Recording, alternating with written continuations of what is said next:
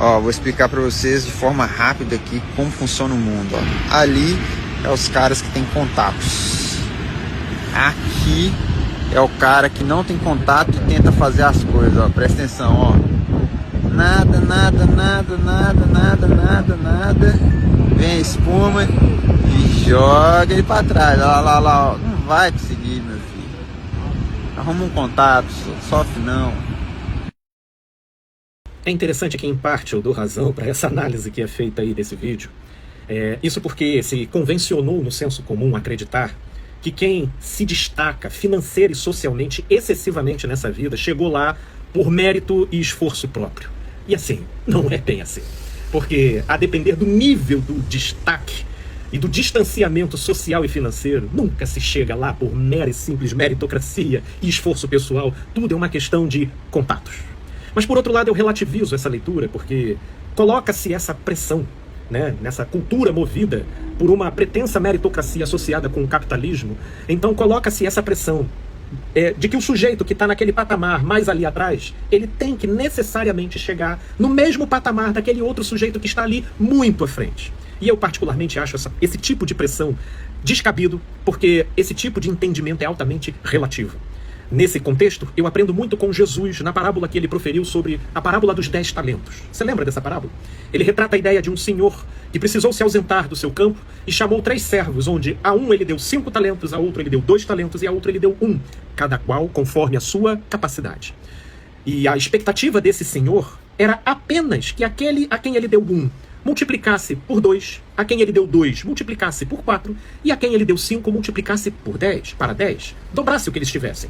Mas nesse mundo aqui, aquele que recebeu 5 talentos é utilizado como referência supostamente motivacional para criar uma espécie de pressão sobre aquele que recebeu 2 e o que recebeu 1, para que esses só tenham validade e só sejam reconhecidos se eles chegarem no mesmo patamar daquele que recebeu 5. Quando na parábola de Jesus, o que teve 5 multiplicou por outros 5 e foi satisfatório para o Senhor. O que teve 2 multiplicou por outros 2 e foi suficiente e satisfatório para o Senhor. Mas nesse mundo aqui, o que tem 5 é utilizado como modelo e pressão para aquele que recebeu 1 e 2 só sejam reconhecidos e afirmados como tendo valor se eles chegarem no mesmo patamar do que tem 5. Ou seja, é o critério da inveja e da comparação.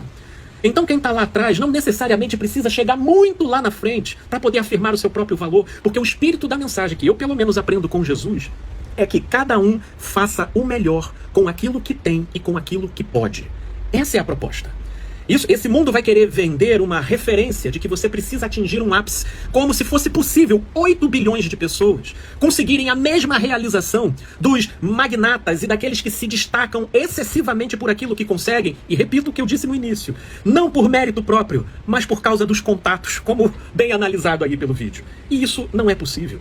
E não é por outra razão que, em decorrência disso, nós somos a geração do burnout, da síndrome do pânico, das crises de ansiedade, porque subverte-se a recomendação de Jesus, onde pessoas que receberam 1 talento e 2 talentos, sempre comparando a própria vida com a vida do outro, vivem de cobrar a si mesmos aquilo que está para muito além do que é possível, e eles vivem desconectados e insatisfeitos com as suas próprias capacidades e possibilidades. E aí isso cria burnouts, pânicos e ansiedades, levando a uma realização contrária, diga-se de passagem, daquilo que Jesus pediu para que tomássemos cuidado numa pergunta, quando ele disse: do que adianta ganhar o mundo inteiro e perder a própria alma?